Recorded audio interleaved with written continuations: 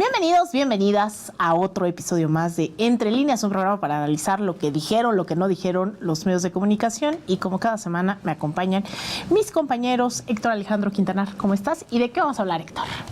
Muy bien, un orgullo estar aquí, colegas, y pues sobre todo vamos a hablar de temas que tienen que ver con las ausencias mediáticas. Por ejemplo, ¿quién está detrás de esta marcha de la llamada Generación Z, que terminó siendo todo menos de jóvenes con demandas propias de su grupo etario? Y también tendremos los acentos en un personaje muy específico que es justamente Ricardo Salinas Pliego. ¿Qué rol jugó en estas marchas? Bienvenida, Sasi. También, ¿de qué vamos a hablar? Gracias, Alina. Bueno, vamos a hablar por último en el terreno internacional de los resultados electorales en Chile, que parece apuntar a un posible triunfo de la ultraderecha pinochetista, pero también sobre el referéndum en Ecuador, que más bien es lo opuesto, parece ser una derrota de esa ultraderecha de Noboa. Así que ya estaremos felices o no con este desenlace, así que lleguen hasta el final de este programa que se va a poner bastante bueno. Así que con eso arrancamos. Bienvenidos, bienvenidas a Entre Líneas.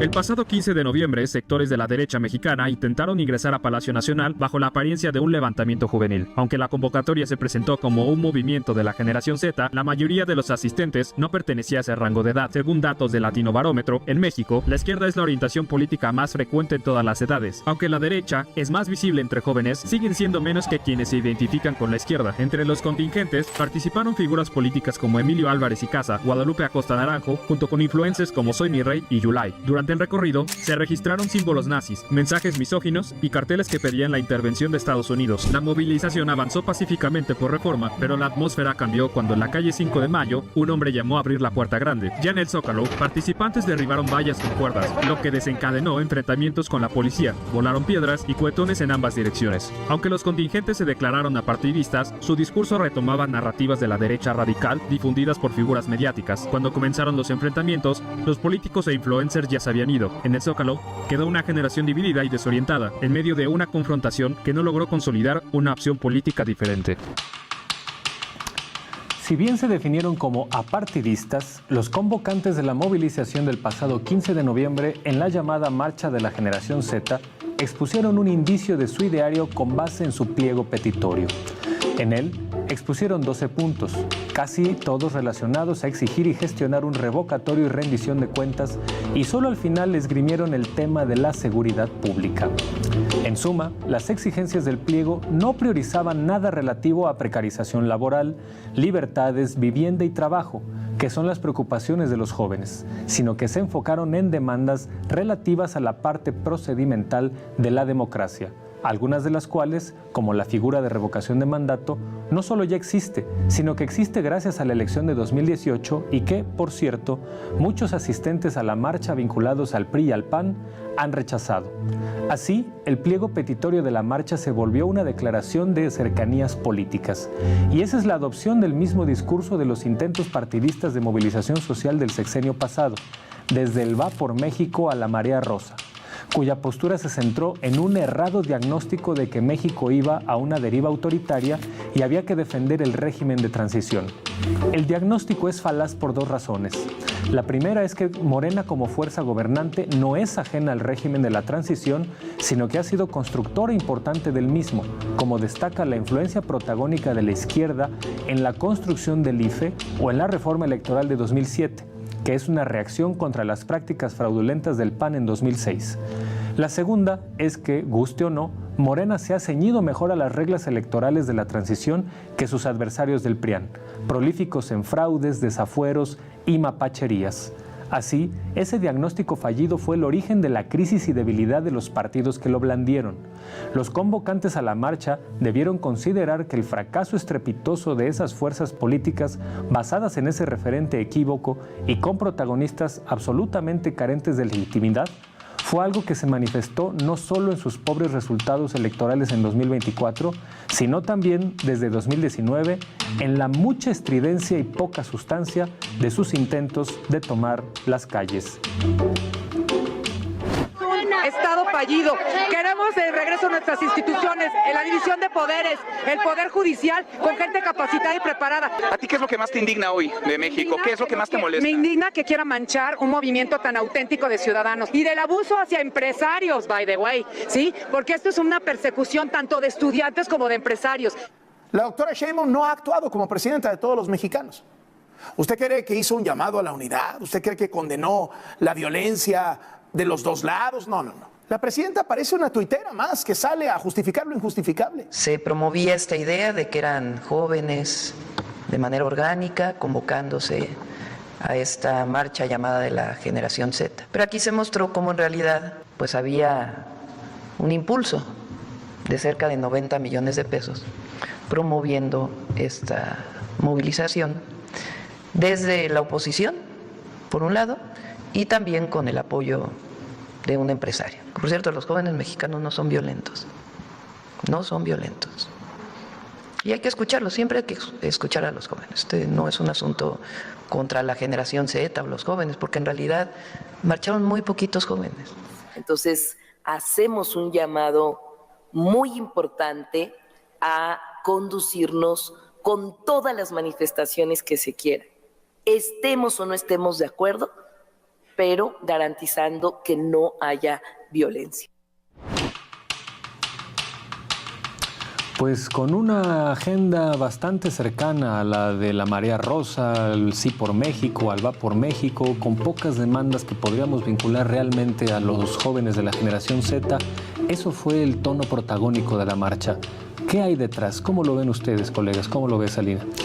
Pues yo creo que primero decir que no fue la generación Z, ¿no? Por ahí había bastantes ya memes e información sobre que hubo de todo, y así como se esmeraba los medios y los participantes en decir que era multigeneracional, era para no decir que llegaron todos menos la generación Z. Sin embargo, también es importante volver a insistir en que quieren enmarcar y encapsular estas protestas con una llamada generación Z que está protestando justamente en otros países contra todo lo que significa los que salieron a esa marcha. Es decir, si realmente hubiese una generación Z en los estándares que se está planteando en un movimiento global, estarían en contra de Acosta Naranjo, en contra de Vicente Fox, en contra de todos esos personajes que representan lo oneroso, que representan la corrupción, el desgaste de un sistema político que justo llevó a Nepal, a los jóvenes, a esa generación Z, a protestar en países como Nepal. Segundo, yo advertiría que esta es una movilización en donde a mí me parece es abiertamente un golpe blando, ¿no? Es decir, mucho hemos hablado del rol que juegan los medios de comunicación, en su momento esta estrategia llamada lawfare, en donde interviene el Poder Judicial, que hoy no está en manos justamente de la derecha. Sin embargo, hoy, pues al tener solo los medios de comunicación, refuerzan estas narrativas, pero incluso con este deseo de entrar a Palacio Nacional, ¿no? Como si realmente fuese una indignación que no se sostiene en ningún dato, en ninguna encuesta.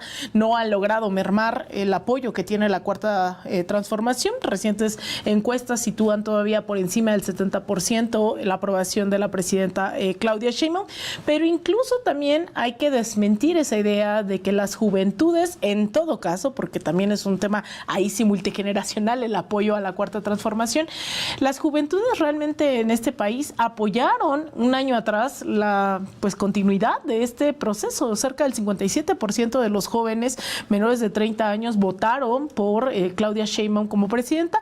Había una parte todavía un poco más grande que apostaron por un movimiento como el de Movimiento Ciudadano, y una menor parte también lo hicieron por el PAN. Entonces tampoco es cierto que la generación Z, las juventudes, estén en este sentido. Lo que sí me preocupa es que esta estrategia sí tiene eco, ¿no?, en ciertos sectores, y que esta estrategia ya la hemos visto. Esto que vimos, yo creo, el 15 de noviembre en la Ciudad de México no es sino lo que hemos visto de tratar de protagonizar manifestaciones que hagan creer a la pues a la opinión pública y sobre todo también global de que hay un movimiento gestándose para derrocar a un gobierno, como lo lograron hacer en el caso, por ejemplo, de Libia, ¿no? Que hicieron un montón para que después Estados Unidos viniera a salvarnos e imponer su democracia. Entonces creo que esta estrategia, ya lo habíamos anunciado también aquí, es parte del desespero de una derecha que no logra con argumentos pues materializar un proyecto masivo en este país y opta por cada vez la violencia, la deslegitimación y campañas cada vez más agresivas. Bueno, y también en este golpe blando del que hablas, para quien siga teniendo dudas del rol posible de Estados Unidos en todo esto, pues Trump ayer mismo dice: no estoy contento con México. ¿Lanzaría ataques contra México para detener las drogas? Estaría bien por mí lo que tengamos que hacer para frenar las drogas. Estuve viendo a la Ciudad de México durante este fin de semana. Hay problemas grandes ahí. Y es que la cuestión con este tipo de operativos de revolución de colores o de golpes blandos es que el rol de Estados Unidos siempre se mantiene como en la línea de lo ambiguo, para que nunca se pueda acusar abiertamente. Pero lo que sí es un hecho es que si ya tenemos a un Trump un día después o 2 días después de los hechos ya instrumentalizando y sentando el terreno para lo que decías tú justamente de luego poder decir claramente es un país tan en el caos y tan ingobernable que requiere de mi asistencia.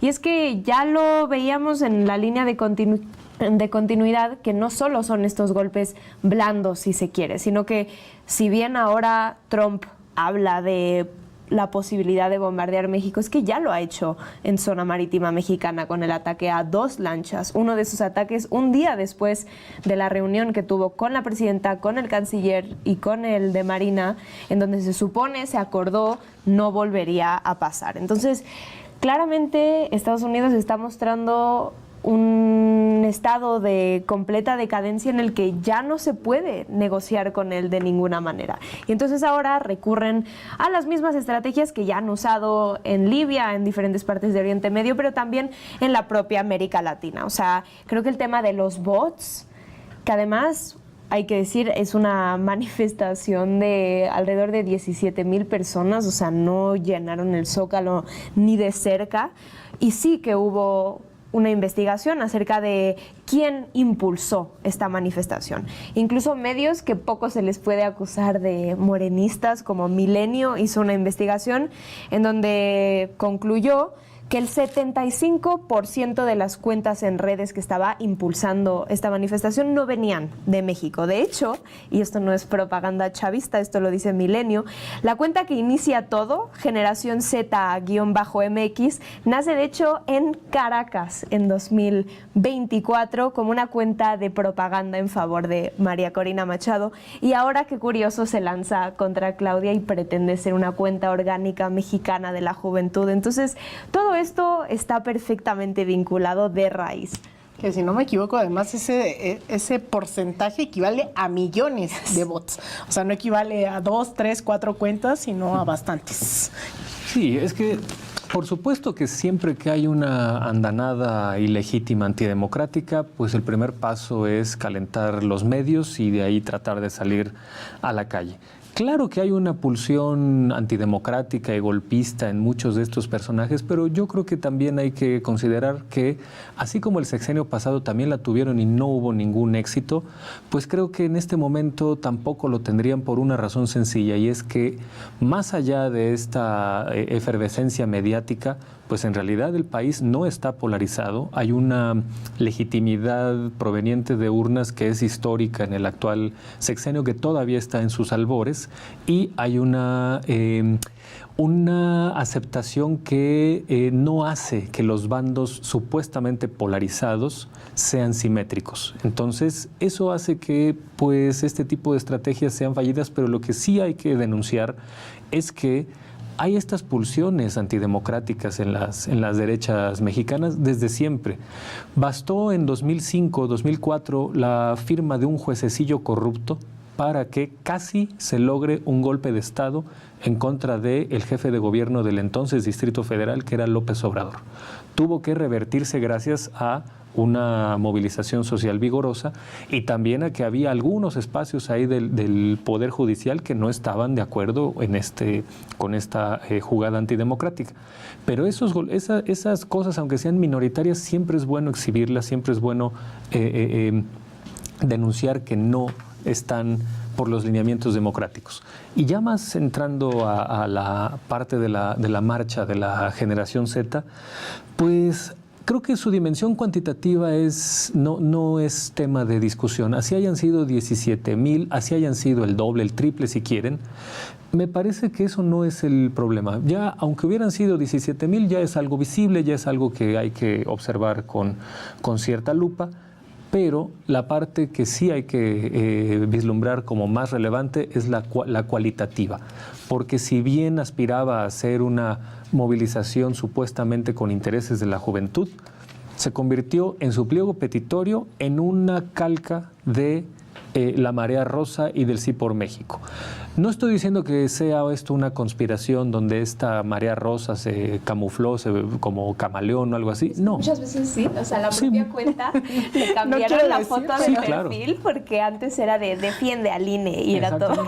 O las playeras, los que iban con sus playeras de defiendo a la Suprema Corte y defiendo a Piña, ¿no? Y los Somos México con sus playeras rosas. Es que eres muy generoso, Alejandro. Alejandro, eres muy generoso. Digamos lo que vamos a darles el beneficio de la duda, pero eso se elimina en el momento en que reproducen exactamente el mismo discurso, que es un discurso fallido. Esa cuestión de la deriva autoritaria, que es lo que originó no solo a la Marea Rosa, sino también la articulación del PRIAN, hoy ya debe quedar como uno de los peores análisis políticos de la historia, según esto confeccionado por los intelectuales liberales de este país. Que bueno, yo no les veo mucho de liberales y con todo respeto ya tampoco les veo mucho de intelectuales, porque partían de premisas falsas, partían de premisas de que en este país hay censura y no pudieron mencionar un solo periodista censurado. Acusaban que había ilegitimidad en las elecciones y no pudieron señalar una sola inconsistencia.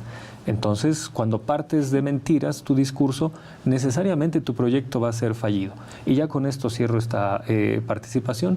Creo que tristemente lo relevante es que terminó fagocitando a esta marcha las peores expresiones de la ultraderecha neonazi, con insultos judeófobos que no veíamos en mucho tiempo en este país. No voy a repetir la grosería que escribieron por respeto a nuestra audiencia, pero sí había ahí un señalamiento judeófobo en contra de la presidenta de México, que, por cierto, nos podrá parecer muy estridente y muy sin precedentes lo que hizo ahí un desorbitado fascista al rayar ese insulto, pero perdón, hace un año lo mismo dijo Vicente Fox cuando en un tuit acusó en un tono judeófobo propio de la ultraderecha ultramontana, dijo que Claudia Sheinbaum era una judía búlgara en tono de delación, en tono de denuncia, en tono antisemita. Entonces, perdón, mucha diferencia entre el panismo conservador democrático que juega en las instituciones y ese loquito que describió esa tontería nazi. Pues no me parece que haya mucha diferencia. A mí me gustaría rescatar esto, ¿no? Que a lo mejor pues no es aislado, ¿no? Porque también hablamos de que en ese desespero de la derecha pues se han radicalizado y cada vez también apuntan a salir con sus playeras con simbología nazi, con demandas, ¿no? Cada vez también más intervencionistas pidiendo ayuda a Estados Unidos. Es decir, se ha venido también radicalizando y dejaron de ser solo estas tiendas de campaña que se volaban, ¿no? En el Zócalo. Es decir, también hay una necesidad de esa ultraderecha de movilizarse, de salir a las calles, así sea, y a mí me parece maravilloso, ¿no? Porque cuando hablo también de ese descaro de Trump, de decir las cosas que piensa por fortuna, ahora estamos viendo también qué piensa la ultraderecha, estamos viendo cómo se movilizan, quiénes son, ponerle rostro a esos que pues se esconden detrás de millones de tweets y que en efecto ahí las cifras constatan que no son los millones de retweets que ellos quisieran. Y solo cerraría pues hablando de que no necesariamente estas movilizaciones movilizaciones históricamente en otras latitudes están pensadas incluso para convencer al pueblo en turno, ¿no? Es decir, en este caso al pueblo de México, están pensados para unos medios internacionales que pueden hacer eco de lo mismo. Entonces, no es sorpresa ver los titulares de Fox, por ejemplo, ¿no? Una ciudad caótica, por ejemplo, también este titular, ¿no? The Times of India, ¿no? Que las protestas de la generación Z se difuminan, ¿no? Después del asesinato de un alcalde.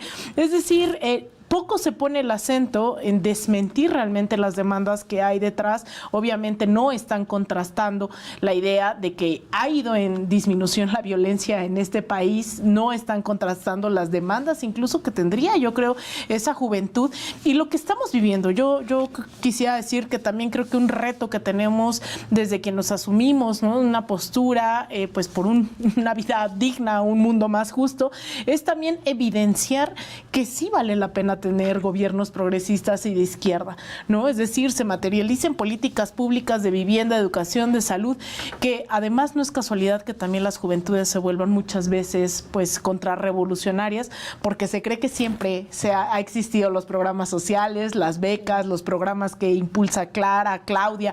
Entonces, yo creo que ahí hay un reto, pero bueno, pues los medios de comunicación siendo los medios de comunicación. Un minuto, Sassy, ¿con qué cierras? Bueno, yo creo que tenemos que tener claro que esto es un ensayo, que no es el fin, sino que es solamente medir el terreno. Y lo que es verdad es que si bien esto es una máquina, viene de una maquinaria, es orquestada, viene de un laboratorio confeccionado, pero es verdad que Morena nace para ser un partido movimiento. Y que si en algún momento pierde esa base de movimiento, si en algún momento siente que llegar a la silla de mando es tener el poder, cuando no es verdad, y sobre todo en América Latina, donde este tipo de operaciones son el pan de cada día en toda la región, tenemos que tener activa esa pata de movimiento, porque si no el movimiento se lo van a comer los otros y se lo va a comer la reacción. Y si es una era de revoluciones, si el gobierno de izquierdas no se autodenomina revolucionario se va a autodenominar la reacción y la oposición, incluso esta violenta que sale a las calles. Entonces, no hay que desmovilizar al pueblo, sino precisamente movilizarlo en estos contextos. De esos monstruos salen los Milei. Así que pues todavía vamos a seguir poniendo bastante lupa en algunos de estos temas de la llamada generación Z, sus actores y demás. Así que no se vaya, ya volvemos, seguimos hablando entre líneas.